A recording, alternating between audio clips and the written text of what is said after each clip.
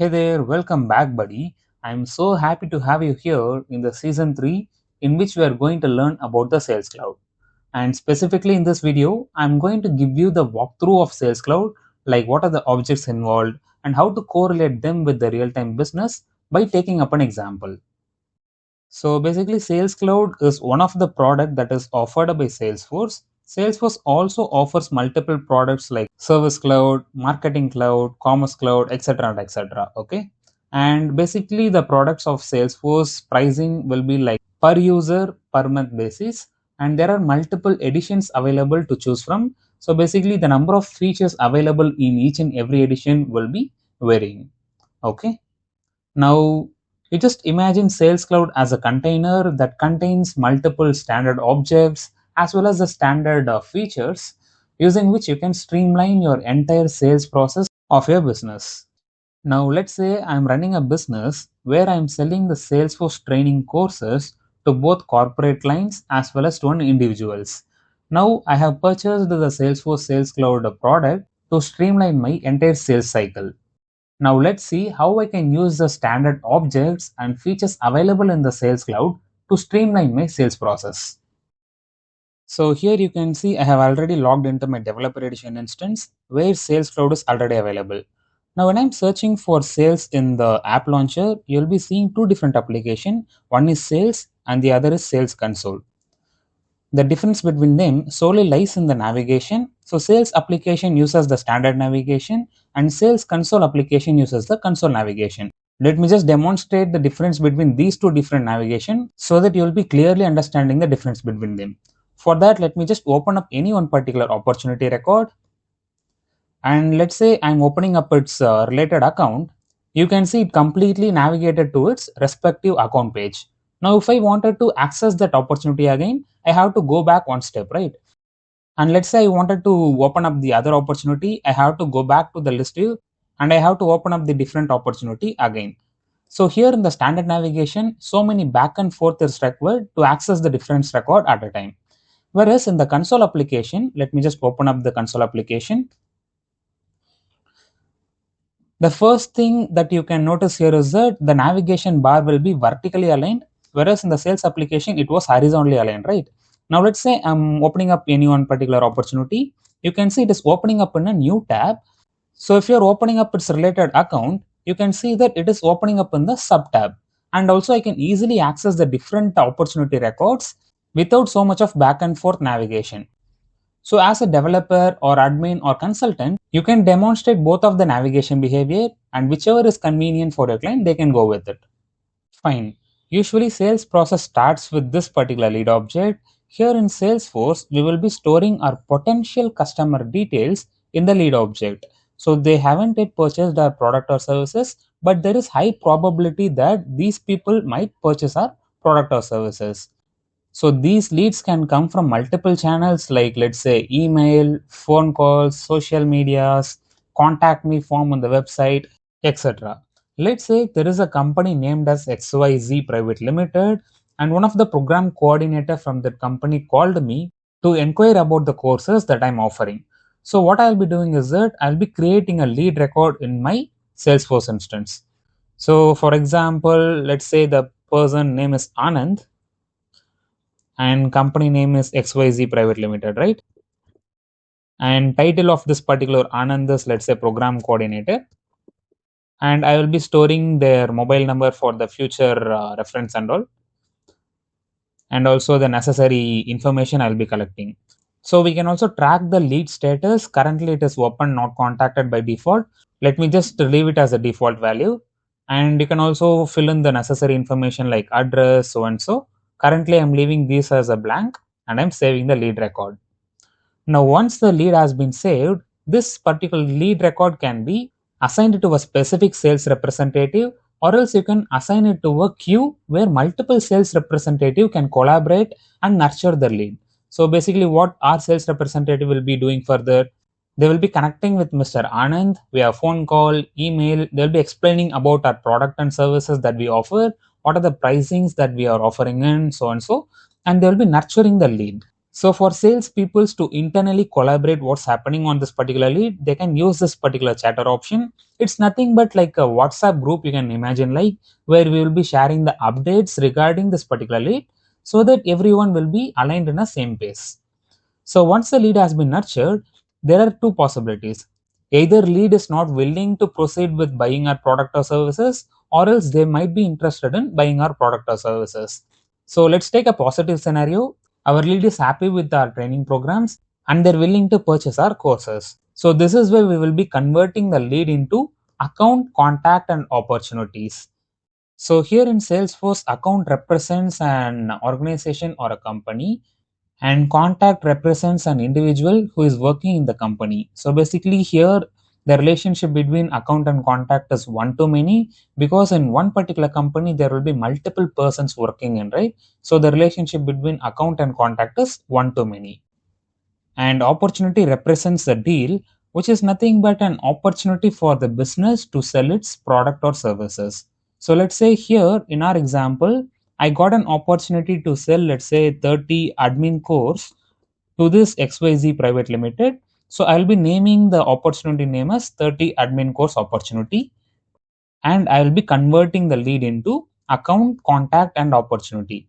Now you might be thinking, Kirva, this is fine for the corporate clients and all, but what if as an individual, some of the persons is approaching for buying your courses? For them, there won't be any specific company, right? So that is where the concept of person account comes in. So here in Salesforce, there are two different types of accounts. One is business account and the other is person account. So business account represents a company or an organization, whereas person account is like a combination of account and contact, and it represents an individual. So in upcoming videos, we can see how to enable the person accounts and we can use them.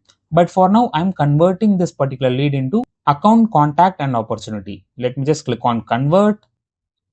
And now you can see that separate account, contact, and opportunity records were created for us, and the lead has been converted successfully.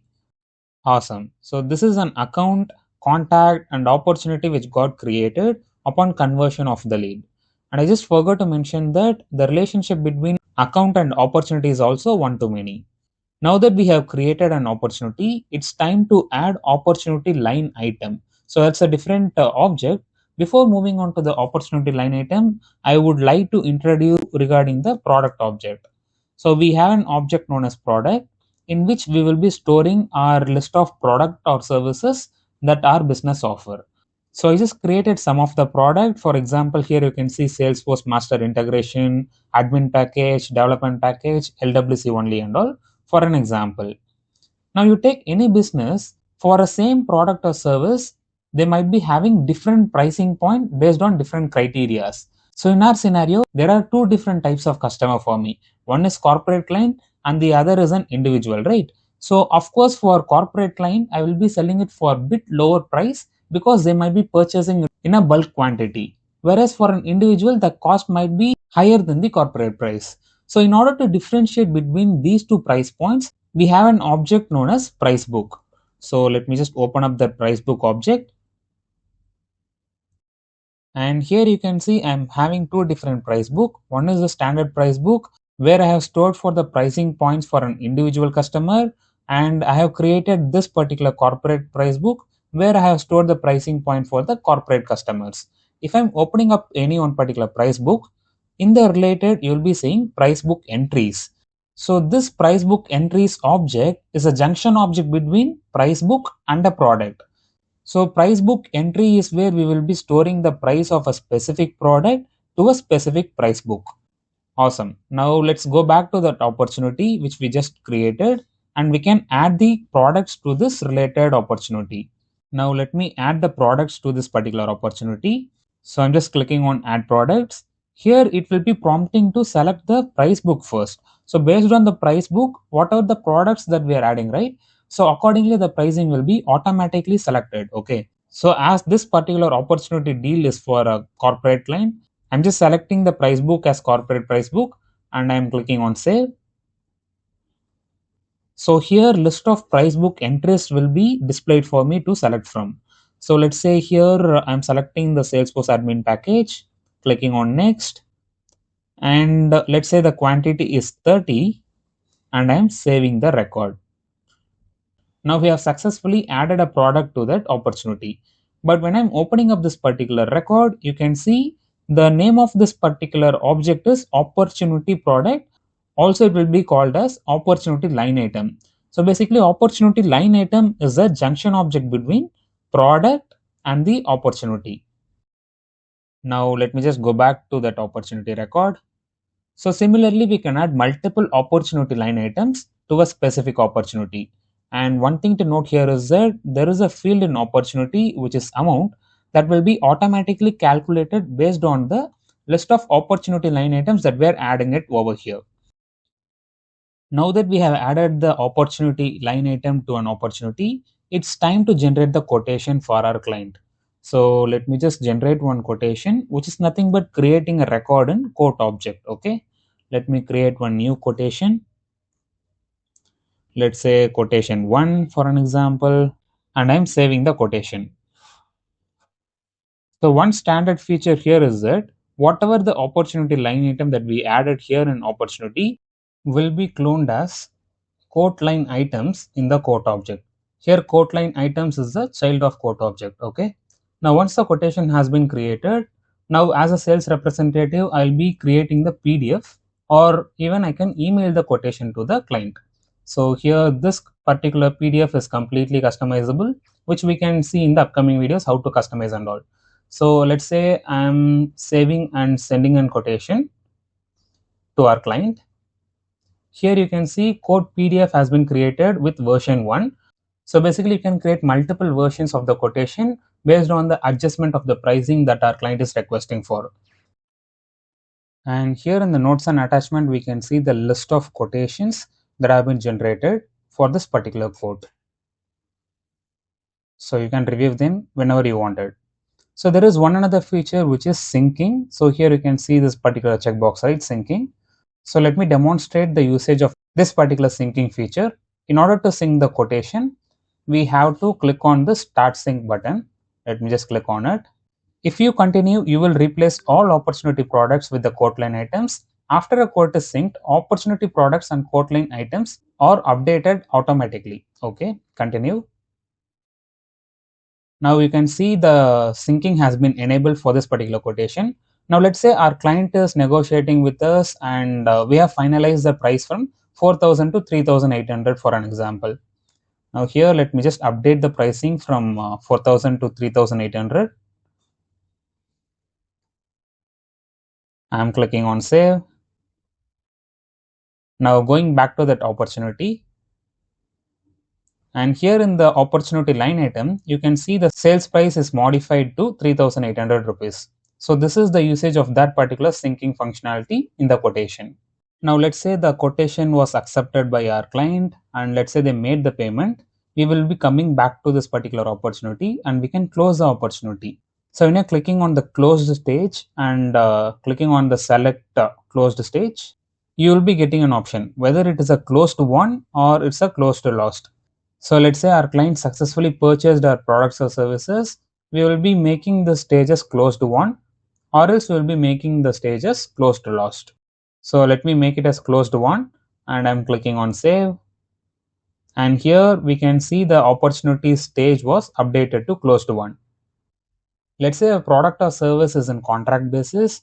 We have a separate object to store that as well. The object name is contract itself. Let me just open and show it to you. Now let me just try to create one new contract. Here you'll be seeing and look up to account, and also you can specify the contract start date, what is the number of months it is valid up to, everything you can fill in over here. We can see about the contract line items in detail in the upcoming videos. For now, I just wanted you to know that there is an object known as contract in the Sales Cloud. And not only that, in the Sales Cloud, we can also create the insightful reports and dashboard, which will be really helpful for the business to know what is happening in their business by insightful dashboards. I hope now you would have got an understanding of the basic objects that we use in the Sales Cloud, starting from the lead object, how we convert the lead to account, contact, and opportunity, what is the use of price book and price book entry objects, like how to add the products in the opportunity, which is nothing but opportunity line item, how to create quote and quote line items and all. I hope you would have gotten basic understanding. With this basic understanding of the Sales Cloud, we are ready to explore further about the Sales Cloud features in the upcoming videos of this series. And yes, that's it for this video. See you next video. Thank you. Bye bye.